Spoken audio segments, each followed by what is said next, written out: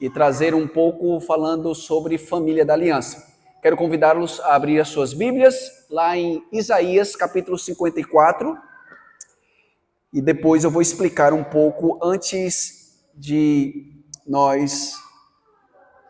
eu ler o texto, tá bom? Então, como o pastor Vinícius me apresentou, estou na cidade de Bagé, ali na fronteira com o Uruguai. Estou ali na fronteira, sou nordestino e logo depois da minha formação no Seminário Teológico do Nordeste, fui convidado a dar continuidade à plantação da igreja. Estou há 6 anos, então eu sou quase um cearucho, né? Uma mistura assim já de Ceará com gaúcho, então cearense com gaúcho. Então já sei o que é passar o frio e eu acredito que a fronteira faz mais frio do que a nossa região metropolitana. Mas se os irmãos algumas vezes estiverem passando por lá, por favor, me dê a oportunidade de conhecê-lo de forma mais clara. Vocês podem ir lá na minha casa, visitar a nossa congregação e será um prazer recebê-los. Nesses 6 anos, pela misericórdia do Senhor, a igreja tem avançado ali naquela região. Nós começamos um trabalho que hoje já tem um evangelista em Dom Pedrito. Nós não tínhamos trabalho em Dom Pedrito, hoje nós temos um evangelista nessa cidade e a congregação de Bagé está aí na expectativa da organização. Esperamos que esse ano a igreja possa ser organizada e peço aos irmãos que possam orar por isso, tá bom? Então, meu intuito nessa manhã quando a gente pensa sobre família da aliança, há vários subtemas dentro dessa estrutura maior. Quando nós pensamos sobre família da aliança, então eu poderia tratar sobre vários outros temas relacionados na família da aliança. Por exemplo, eu poderia estar falando de forma bem específica a realidade da relação entre marido e mulher. Está dentro do escopo do tema maior da família da aliança. Poderia falar sobre culto doméstico, que está dentro do escopo da família da aliança. Poderia falar sobre a relação entre pais e filhos. Mas eu quero falar nessa manhã sobre o fundamento dessa família da aliança. E, ora, a gente vai perceber que o meu ponto aqui não vai ser uma pregação, uma exposição desse texto. Vai chegar um momento que eu vou voltar para esse texto e nós vamos pensar um pouco a respeito desse texto. Mas no primeiro momento eu gostaria de tratar sobre algumas definições e mais no final eu vou voltar para esse texto e nós vamos pensar um pouco sobre isso. Crianças, eu não vou deixar vocês de fora, prometo. Então, diante disso, vocês podem fazer algo. Vocês podem desenhar a família de vocês. Tá bom? E na parte de trás, vocês vão desenhar uma aliança. Então, na parte da frente, vocês vão desenhar a família de vocês e vai colocando o nome do papai, da mamãe. Pode botar o nome até do cachorro. Não tem problema não, pode botar. Se tiver gatinho, pode botar. E aí, a parte de trás da folha, vocês vão desenhar uma aliança bem bonita. Tá bom? Oi? Uma aliança? Olha aqui, ó. Um anel. Um anel. Tá bom? Uma aliança, um anel. Pode ser? Tá? Ok? Então vamos ler o texto de Isaías, capítulo 54. Isaías, capítulo 54. Eu vou ler o versículo 5 ao versículo 6. Porque o teu Criador é o teu marido. O Senhor dos Exércitos é o seu nome. E o Santo de Israel é o teu Redentor. Ele é chamado o Deus de toda a terra. Porque o Senhor te chamou como a mulher desamparada e de espírito abatido. Como a mulher da mocidade que fora repudiada, diz o teu Deus. Foi orado pela iluminação do Espírito Santo. Então vamos pensar um pouco sobre essa ideia da família da aliança. É normal e a gente precisa entender que falar sobre família é sempre agora um tema desafiador, principalmente da nossa realidade. Cada dia que passa, a família ela é constituída por aquilo que outras pessoas ou até mesmo a sociedade vão falando um pouco sobre a família. E é impressionante que, infelizmente, conceitos estranhos, ou seja, conceitos do mundo, infelizmente, ele adentra dentro da igreja e a gente começa a constituir, a pensar sobre família, não de uma ótica de como a Bíblia nos ensina sobre isso, mas como o mundo diz o que é família. Ou seja, o que nós precisamos pensar, irmãos, é qualquer tema que você possa imaginar. Você deve, como cristão, pensar assim: o que a Bíblia fala sobre esse assunto? Não o que a sociologia fala sobre esse assunto, não o que a filosofia fala sobre esse assunto, ou até mesmo o que a psicologia vai falar sobre a família. Ou qualquer área da humana pode pensar a respeito de determinado assunto. O que nós temos que pensar é sobre esse assunto, sobre família.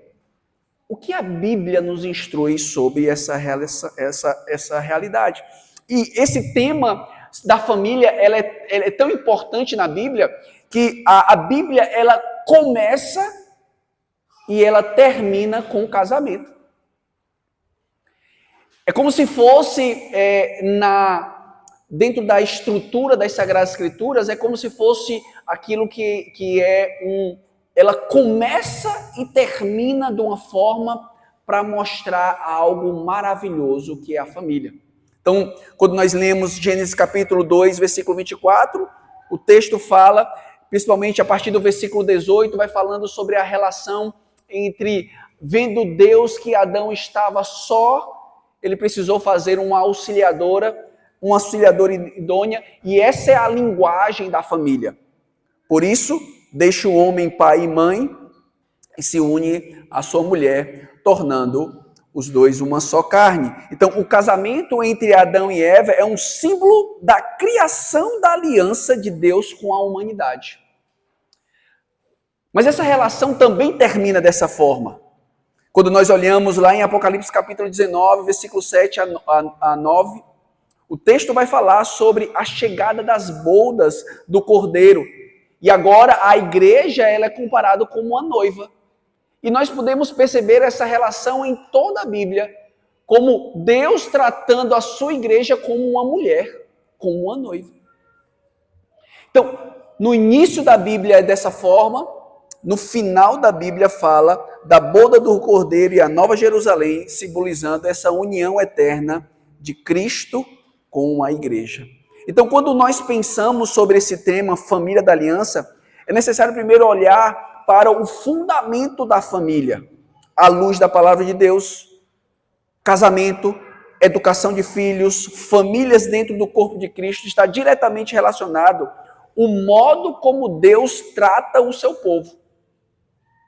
Em outras palavras, se queremos pensar e construir famílias da aliança à luz da palavra de Deus, precisamos primeiramente entender o relacionamento de Deus para com o seu povo. E eu acredito que nós presbiterianos precisamos aprender um pouco mais sobre isso. Porque a vida familiar, quando nós olhamos, e isso todos nós sabemos, é marcada por luta. Dentro do relacionamento conjugal, poderia dizer assim, acho que essa semana a gente não discutiu. Essa semana ainda não. Tá certo, mas a gente está ainda no começo, assim, né? Vamos ver. Mas vai ter que chegar ao final de semana. Então, a vida, o relacionamento entre marido e mulher, com certeza, tem as suas lutas. Imagine o relacionamento na educação dos filhos. Você fala uma vez, e é interessante, acho que na casa de vocês é assim, lá em casa não é. A gente fala uma vez para a criança e ela obedece. A gente não precisa ficar falando todo dia a mesma coisa. É claro que não. Na educação dos filhos, você fala uma vez, fala outra, fala outra, fala outra, fala outra. Você vai deixar de falar quando o seu filho assimilar esse ensinamento na prática. E provavelmente sabe que isso vai acontecer talvez mais na frente, muito na frente, com muito ensino e oração. Então, nós sabemos que a vida conjugal, a vida na educação de filhos, ela é sempre baseada por muita luta e constância de ensino. É por isso que às vezes,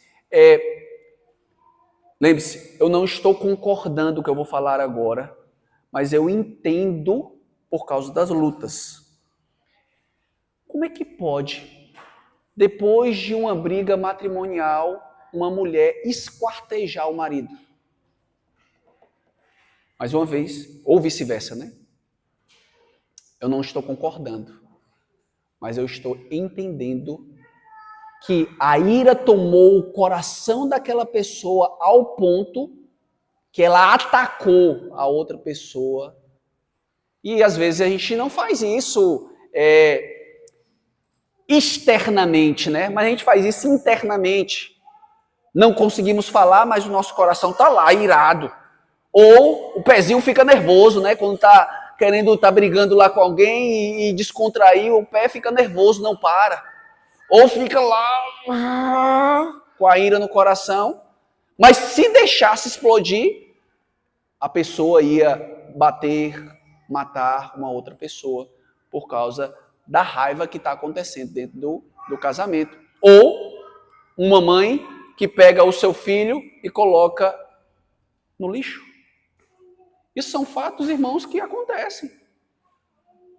Por quê? Por causa das lutas dentro do casamento, na educação de filhos, a ira toma conta do coração da pessoa e ela faz determinadas coisas. Então, quando nós olhamos a relação da família, não é algo fácil. E a pergunta é, como nós então temos que lidar com isso?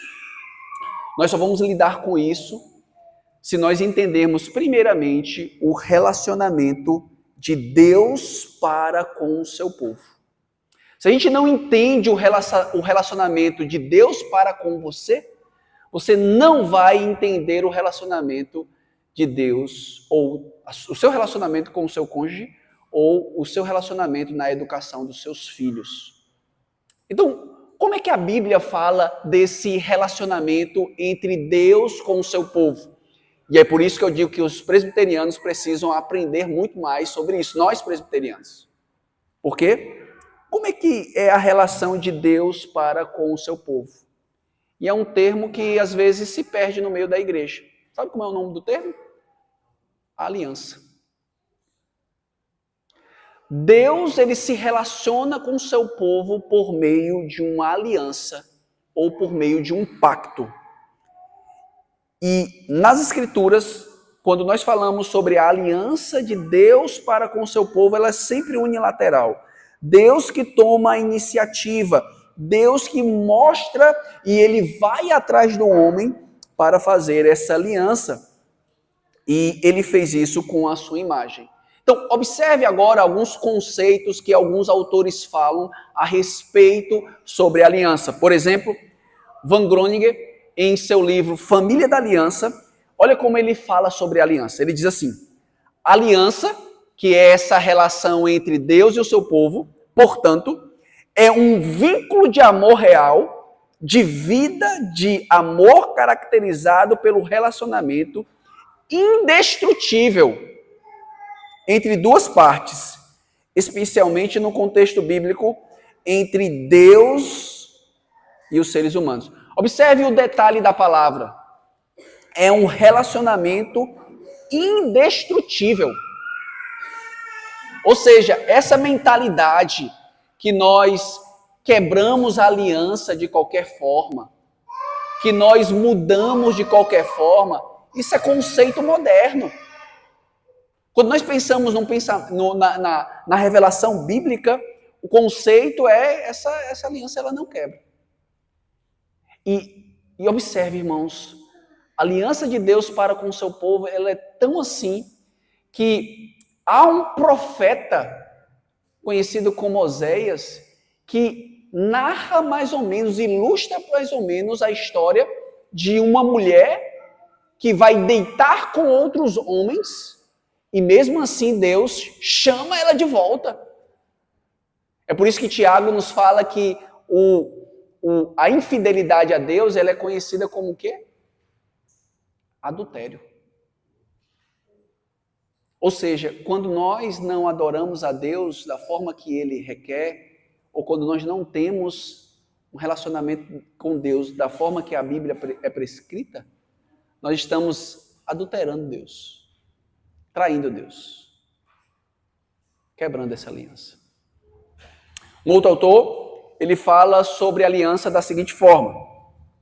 Palmer Robson, no seu livro Cristo dos Pactos, diz assim: aliança é um pacto de sangue, é um pacto de vida ou de morte soberanamente administrado. O ponto aqui que o autor ele enfatiza a realidade do sangue, já para mostrar que quem cumpre perfeitamente essa aliança da graça é Cristo Jesus. Um outro autor, conhecido como R.R. Sproul, no seu livro A Teologia Reformada, o que é Teologia Reformada, ele diz assim: a estrutura básica do relacionamento que Deus tem estabelecido com o seu povo é a aliança. Então veja, irmãos, como a temática da aliança ela é fundamental para a gente entender o que é ser família. Porque família, ela flui desse relacionamento de Deus para com o seu povo. Se nós não entendermos isso, é difícil nós construirmos famílias da aliança ou famílias que glorificam a Deus. Então observe, quando nós, como presbiterianos, temos muitas dificuldades sobre batismo infantil, quando nós temos muita dificuldade sobre o culto solene, quando nós temos dificuldade como culto doméstico, tudo isso é fruto de um mau entendimento sobre o que é aliança. E talvez a gente pode pensar, pastor, eu nunca tinha ouvido falar sobre isso. Aliança? Isso aqui, que doutrina nova é essa? Não é doutrina nova. É doutrina que a gente nunca escutou, mas não é nova. Os nossos pais já falaram sobre isso. O problema é que nós se distanciamos tanto daquilo que é fundamental para a nossa relação como igreja e de forma bem específica com a família da fé e de forma mais específica com a nossa família, porque nós não ouvimos com clareza a importância sobre a aliança. Então, observe como eu trouxe agora vários textos bíblicos para vocês verem como a aliança ela é sempre demonstrada nas Sagradas Escrituras. Por favor, abra uma Bíblia comigo em Êxodo capítulo 29, versículo 46.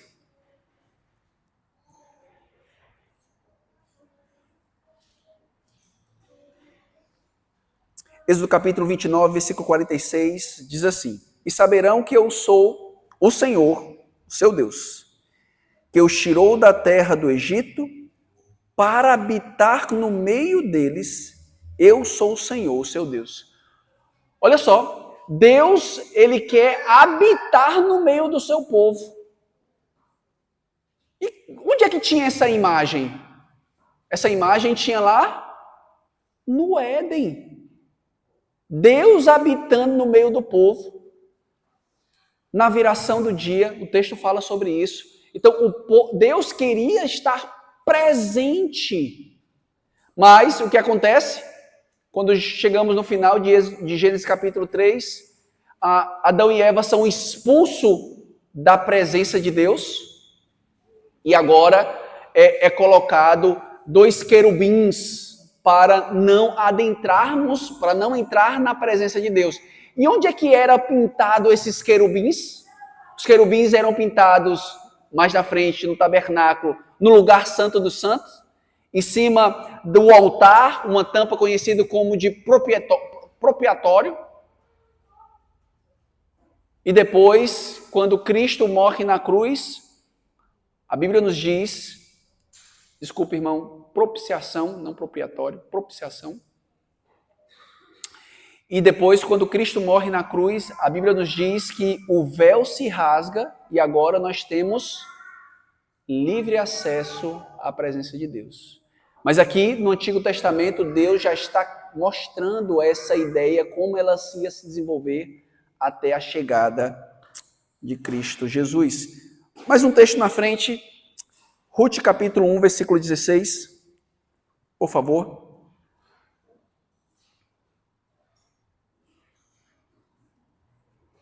Ruth, capítulo 1, versículo 16. Observe essa linguagem de o teu povo é o meu povo e o teu Deus é o meu Deus. Diz assim, Ruth, capítulo 1, versículo 16. Disse, porém, Ruth, não me insistas para que deixe e me obrigue a te seguir. Porque aonde quer que fores, eu irei. E onde quer que possuíres, ali possuirei eu. O teu povo é o meu povo, e o teu Deus é o teu Deus. Se um dia os irmãos tiverem curiosidade, leia o Antigo Testamento com essa ótica. Toda vez que aparecer essa ideia, o teu povo é o meu povo, o teu Deus é o teu Deus, ou uma linguagem parecida como essa, você vai marcar várias vezes na Bíblia do Antigo Testamento. Isso é conhecido como uma fórmula pactual. Então, lembre-se, irmãos, a relação de Deus para com o seu povo é uma relação de aliança. É aliança. E eu gostaria aqui de fazer algumas aplicações para nós. Fora da aliança, irmãos, não existe perdão. Fora da aliança não existe reconciliação. Fora da aliança não existe disciplina. Fora da aliança não existe amor. Fora da aliança não existe perseverança. Tal verdade é central na aliança de Deus para com o seu povo. Por exemplo, quando nós olhamos Hebreus capítulo 12, Deus ele disciplina quem? Aos que amam. Ele não disciplina bastardo. Então, por exemplo, quando nós estamos em desobediência a Deus e Deus não nos disciplina, olha, você precisa ter cuidado. Ou Deus está sendo longânimo para você se arrepender, ou você não está debaixo da aliança com Ele. Onde é que acontece o verdadeiro amor de Deus para com o seu povo? Debaixo da aliança. Então, quando nós pensamos sobre esse relacionamento de Deus para com o seu povo, sempre nós temos que pensar em um relacionamento de aliança. Deus promete algo e Ele vai cumprir aquilo que Ele prometeu, apesar do ser humano. Apesar do ser humano. Olha, Deus fez uma aliança com Abraão e disse que ele ia dar uma terra prometida. Ele cumpriu aquilo que ele disse? Ora, cumpriu. Por quê? Porque Deus ele não pode ir contra a aliança. Reconciliação dentro da aliança. Erramos contra o Senhor, mas mesmo assim Ele se reconcilia conosco. Ele nos traz de volta para essa aliança. Então, aplique isso na relação conjugal. Se nós não soubermos perdoar, olha, a relação conjugal ela não vai durar muito tempo, não. Porque quem é perfeito? E é interessante. Podemos ter vitória sobre determinados erros que cometemos contra a esposa ou vice-versa, mas às vezes voltamos a cair no mesmo erro. Pais, imagine se o seu filho tivesse uma doença muito grave. O que você faria em busca da cura do seu filho?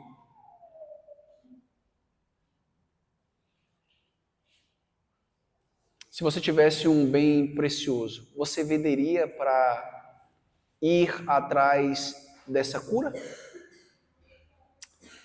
Se um médico falasse que o especialista ele está morando nos Estados Unidos, o que você faria? Você faria algum tipo de campanha até para conseguir recursos para levar o seu filho para esse médico que poderia ser curado dessa enfermidade? Acredito que todos os pais, a resposta é sim. Mas deixa eu falar algo para você. O seu filho não tem uma doença. O seu filho tem aquilo que é mais danoso aos olhos de Deus, que é o pecado. E nós precisamos criar os nossos filhos no temor do Senhor. Não tem educação nenhuma que você pode dar para os seus filhos que pode tirar isso dele. Ele pode estudar nas melhores faculdades aqui em Porto Alegre, mas quem vai transformar o coração dos seus filhos é o próprio Deus, por meio do seu Espírito. Por isso, não canse de ensinar as verdades do Evangelho para os seus filhos. Pastor, eu não estou vendo mudança. Persevere. Pastor, ele ainda continua desobediente. Persevere. Com oração e ensinamento bíblico. Mas não esqueçam, tragam os seus filhos para um ambiente que Deus pode aplicar a palavra dele no coração das crianças. Crianças, vocês precisam saber que só Deus pode trabalhar no coração de vocês. A desobediência de vocês é fruto de um coração pecaminoso. E só Jesus pode transformar esse coraçãozinho. Por isso, venham para a igreja. Aprendam da palavra de Deus. Orem. Ele morreu na cruz para te salvar.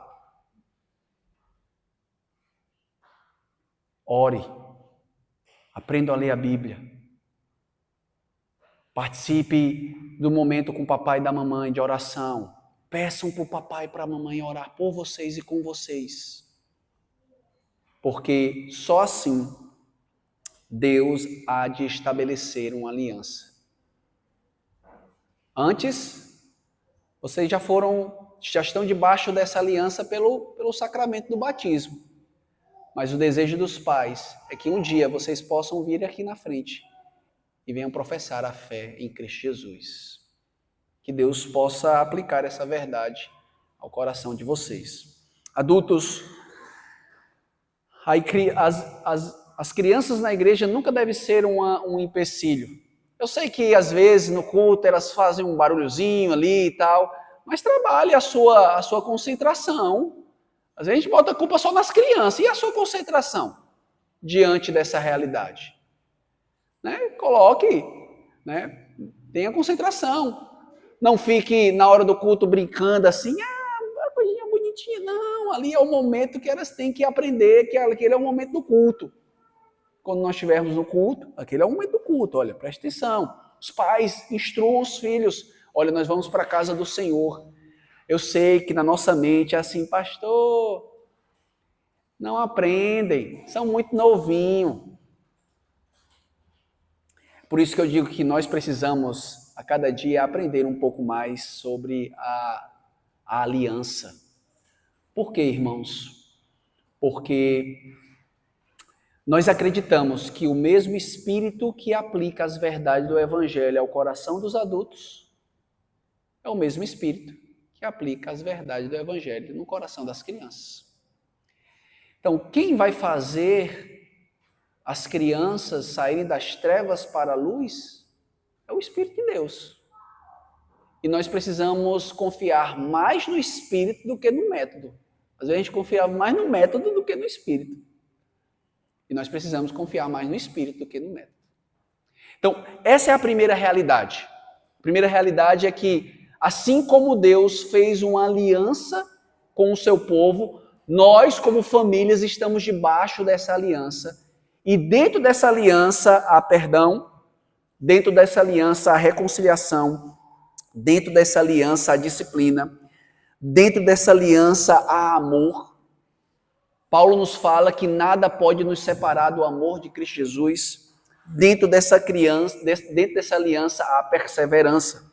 Ok, nós entendemos que a realidade do relacionamento entre família envolve o nosso entendimento do relacionamento de Deus para com o seu povo. E família?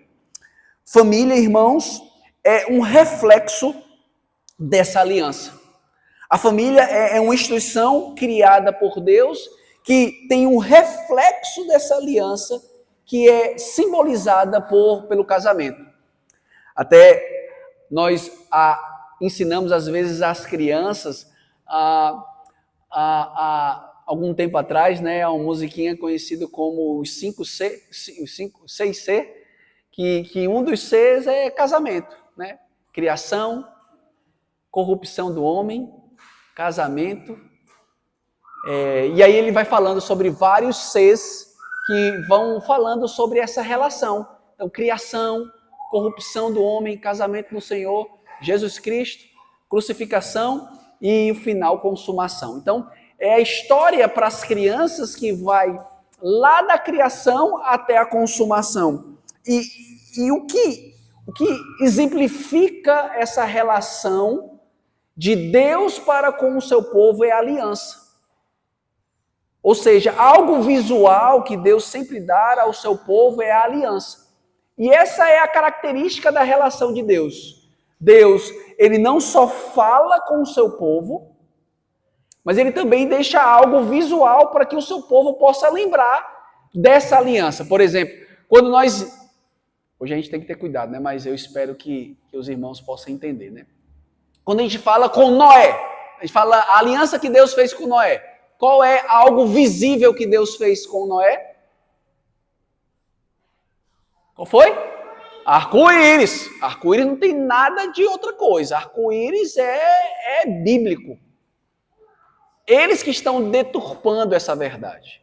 Então, a aliança que Deus faz com Noé, ela é visível por meio do arco-íris. Deus fez uma aliança com Abraão. E ele fez um sinal que é a circuncisão, que no Novo Testamento é o batismo.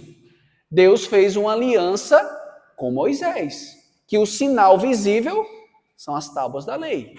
Deus fez uma aliança com Davi, e o sinal visível é o seu reinado, uma coroa.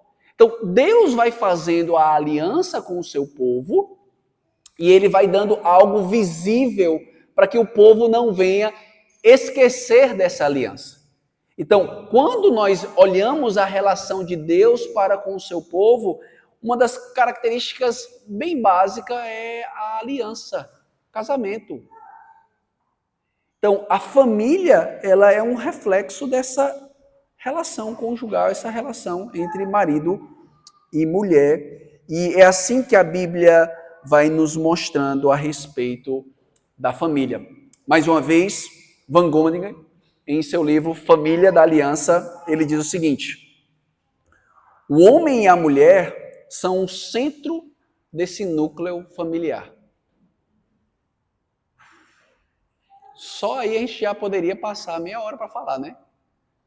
Porque o centro do núcleo do familiar não é o quê?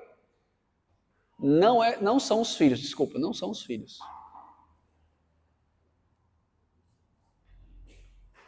O centro do núcleo familiar é o homem e a mulher. Infelizmente, quando o homem e a mulher não entendem isso, quando chega um filho no lar, crise, separação.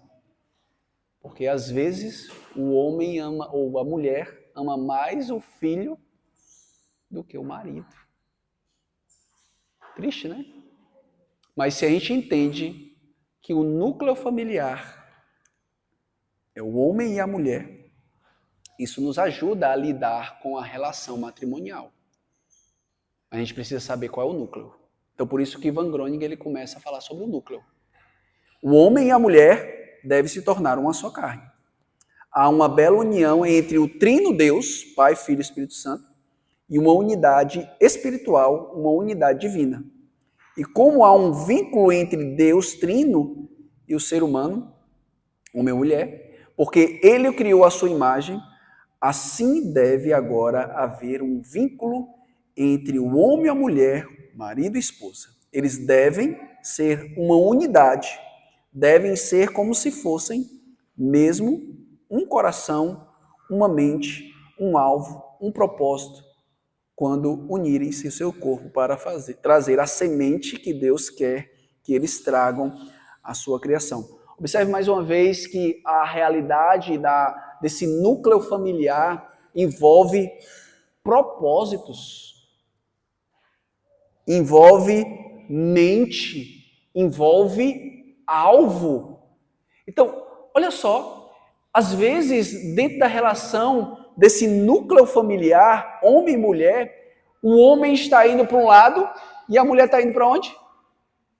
Para o outro lado. É um cabo de guerra dentro da relação familiar. Qual é a consequência? Briga e muito. Porque cada um está indo para um lado. E aí acontece falta de diálogo. Abra um parênteses aqui. Certa vez eu estava conversando com um conselheiro bíblico, né? E ele estava me falando de uma relação que até eu fiquei assim, não acreditei. Que ele estava tratando de um caso de um casamento, né? De uma relação marido e mulher, que eles não estavam conversando mais dentro de casa. Sabe como é que eles conversavam? Por meio de WhatsApp. Morando debaixo da mesma casa, mesmo teto. E a relação era assim, oi, aí outro, oi. Porque brigaram, não conseguiram resolver os problemas. Isso passou por muito tempo. E eles resolveram agora se comunicar dessa forma, por meio de WhatsApp. É impressionante, irmãos. Mas veja que a maioria das vezes a nossa relação dentro do lar fala o mínimo possível. E imagine cada um dos irmãos trabalham fora, passa a manhã fora e provavelmente vai ver sua esposa só no final da tarde ou quando chega em casa. E aí ali vão pegar ali 4 horas, porque 10 horas, 11 horas vai ter que dormir. Entre essa relação de 4 horas, às vezes a gente não há nenhum tipo de conversa, né? Então, por isso que Ivan Groninger e também as Sagradas Escrituras nos mostra, principalmente, que essa relação ela é um núcleo familiar, ela começa entre o homem e a mulher. Então, diante disso, é que a gente precisa construir essa relação familiar. Se marido e mulher não conseguem ter o mesmo alvo, propósito, não conseguem pensar de uma forma que guie a sua família a uma direção, a consequência é que não vai ter como. Então, primeiro, eu entendo essa relação de Deus para com o seu povo, e aí, à luz dessa relação, eu começo a entender o que é a família. Então, a família é esse símbolo da aliança, que é o casamento. E o casamento não é somente uma instituição, não é somente um contrato legal, ou uma tentativa temporária de experimentar algo. Eu não sei se acontece muito aqui na região metropolitana, provavelmente como é mais desenvolvida nesse sentido de pensamento das regiões mais afastadas, as pessoas elas casam já pensando em se separar. Elas já estão casando já assim, olha, mas se não der certo, um mês eu já vou deixar e vou atrás de outra pessoa. E é impressionante, irmãos, como o casamento tem pessoas que em menos de um mês já se pedem para se separar. Não conseguiram passar nem a primeira luta dentro da relação conjugal. Por quê? Porque o pensamento a respeito do casamento e da aliança, principalmente de Deus para com o seu povo, está equivocada.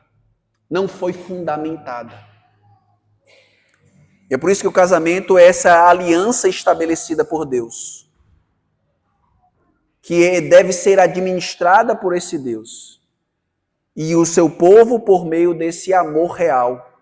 O casamento humano deve expressar todos os dias, e é um símbolo dessa aliança que Deus fez com o seu povo.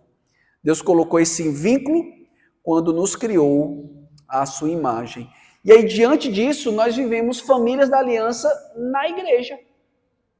Então, primeiro eu entendo o que é essa aliança de Deus para com o povo. À luz dessa aliança, eu desenvolvo família e entendo que família começa com um núcleo básico, marido e mulher. Depois tem a semente dessa aliança, lógico. E à luz disso, a família, ela vai à igreja. Então, a igreja é um reflexo das famílias da aliança. A igreja simplesmente deve ser isso, um reflexo daquilo que é a família da aliança. Por isso que, basicamente, o meu estudo está tentando mostrar esse fundamento. Como eu disse, família da aliança, o fruto da graça restaurada de Deus. Agora volte um pouquinho para Isaías 54, por favor.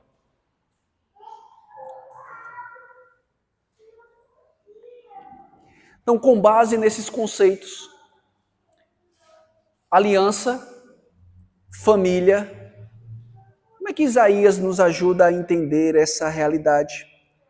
Basicamente, o livro do profeta Isaías, ele tem uma grande divisão. Nos primeiros capítulos, Isaías está mostrando o juízo do povo de Deus. Deus vai julgar o seu povo que está desobedecendo e vai levar para o cativeiro babilônico. Mas a partir de Isaías 40, Deus começa a mostrar o seu consolo. Lembre-se, Deus não vai tratar o seu povo como bastardos. Por exemplo, eu vou jogar eles no cativeiro babilônico e vou deixar eles lá. Deus, ele vai disciplinar o seu povo, porque a disciplina está dentro da aliança, mas Deus também vai restaurar o seu povo. E aqui estão várias profecias a respeito da restauração. Essas profecias têm, sim, restauração histórica, mas essas profecias apontam para uma restauração muito maior. E é impressionante que o contexto aqui é que antes desses capítulos é conhecido como os cânticos ou os cânticos do servo sofredor. Por exemplo, Isaías 53 fala sobre quem? A gente nem consegue ver o texto, a gente diz Jesus. Aqueles que estão mais tempo na igreja, aqueles que não... Sabe que Isaías 53 é uma profecia que apontam para o sacrifício de Cristo. Observe que a partir do capítulo 54, Deus está tratando com o seu povo. E como é que ele chama o seu povo? Como uma mulher. Uma mulher que estava desamparada. Observe mais uma vez essa relação entre Deus como marido e a Israel, nesse caso aqui, como a sua noiva. Essa é a relação que o texto, a imagem que o texto quer falar. Então, vai vir o Messias e ele vai te restaurar, minha noiva. E qual deve ser a atitude dessa noiva? Versículo 1. Cante alegremente, ó estéril, que não deste à luz, exulta com alegria, canto e exclama. Tu que não tivestes dores de parto, por que mais são os filhos da mulher solitária do que os filhos da casada, diz o Senhor. Quando nós olhamos esse texto, eu acho que você lembra até mesmo de uma história de uma mulher que aparentemente estava sendo desprezada e uma outra que estava sendo animada porque tinha muitos filhos. Lembra de alguma história como essa? Lá de 1 Samuel? A história de Ana. Não parece aqui que Deus está mais uma vez fazendo um eco à história de Ana, dizendo, olha, essa mulher que estava sendo desprezada, Deus o que foi que fez? Abriu o ventre dela e deu a Samuel. Então, aqui, e isso, irmãos, vocês devem perceber, sempre textos que estão mais para trás, às vezes são jogados luz para os textos mais na frente, para nos ensinar essa verdade. E a temática qual é? Aquele que está sendo humilhada vai ser exaltada. Então, aparentemente, parece que esse é Israel, que Israel aqui, que é a nação como toda, estava sendo humilhada, porque ela estava sendo levada para o cativeiro. Mas agora Deus traz ela de novo. E a linguagem é estéril. Lembre-se que no Antigo Testamento, uma mulher, quando ela estava estéria, né? Ou estava sem dar filhos, né? Ela era considerada como o quê? Amaldiçoada. Por quê? Porque ela não poderia dar à luz ao Messias prometido, lá em Gênesis capítulo 3, versículo 15. Deus disse que ele vai mandar um descendente, que ia fazer o quê com Satanás? Ia esmagar a cabeça da serpente. Então, uma das coisas que acontecia é que quando a mulher não poderia dar filhos, era considerada como uma mulher amaldiçoada. E a linguagem é essa aqui.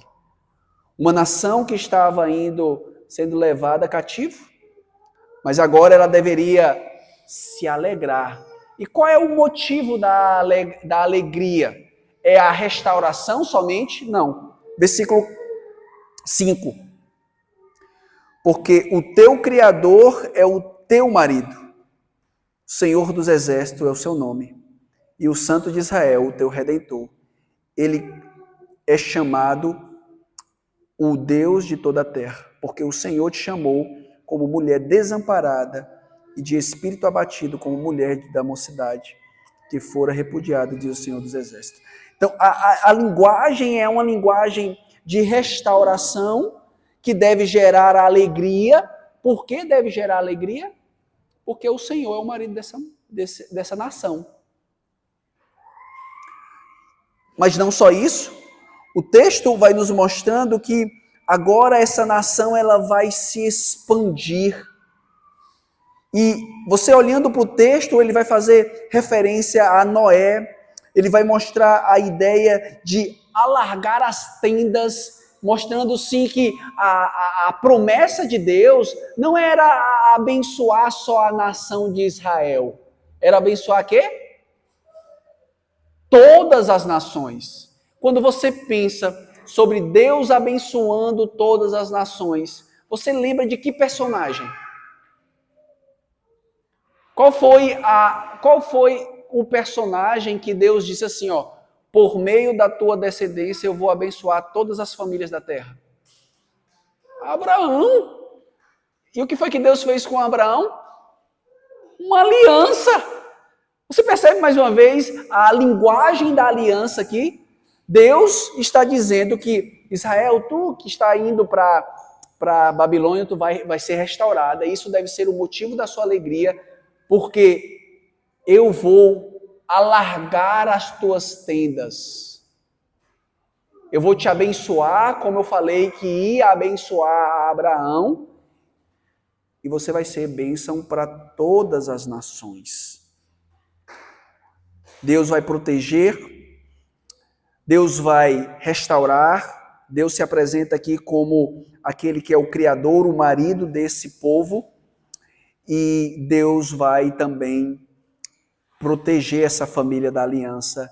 Dos versículos 11 até o versículo 17, ele fala sobre essa realidade, ao ponto que no versículo 13 ele diz: todos os teus filhos serão ensinados do Senhor, será grande a paz dos teus filhos.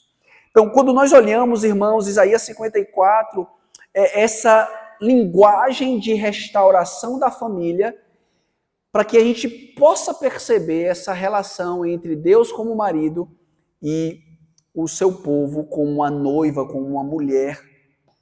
E isso nos mostra alguma coisa da nova aliança, não é verdade? A Bíblia nos mostra que a igreja em Gálatas é o Israel de Deus. Em 1 Pedro capítulo 2, verso 9, Pedro ele chama a igreja de nação santa, povo de propriedade exclusiva de Deus. Que chamou e ele tira essa linguagem da onde? do Antigo Testamento. Ou seja, Israel, irmãos, agora, à luz do Novo Testamento, quem é? A Igreja de Cristo. E é por isso que a igreja ela está repleta da família da aliança. Porque entendeu a relação de Deus para com o seu povo, a aliança, entendeu que a família é fruto dessa relação e que agora a família está dentro da igreja para aprender mais do Senhor. Por isso, irmãos, termino falando sobre 3 coisas importantes como aplicação. A graça redentora é aquela que nos fortalece para vivermos a família da aliança. A família da aliança, não esqueça, é um pacto que Deus fez com o seu povo. Segundo, essa família da aliança é chamada a crescer com base nas promessas de Deus. As promessas estabelecidas aqui na palavra dele. São essas promessas que nós temos que vivenciar. Deus disse que ia abençoar todas as nações. E ele vai abençoar todas as nações. Por meio também da família da aliança. Vai abençoar a sua família. Mas para que isso aconteça a cada dia, você precisa entender a relação de aliança de Deus para com a sua vida. E segundo,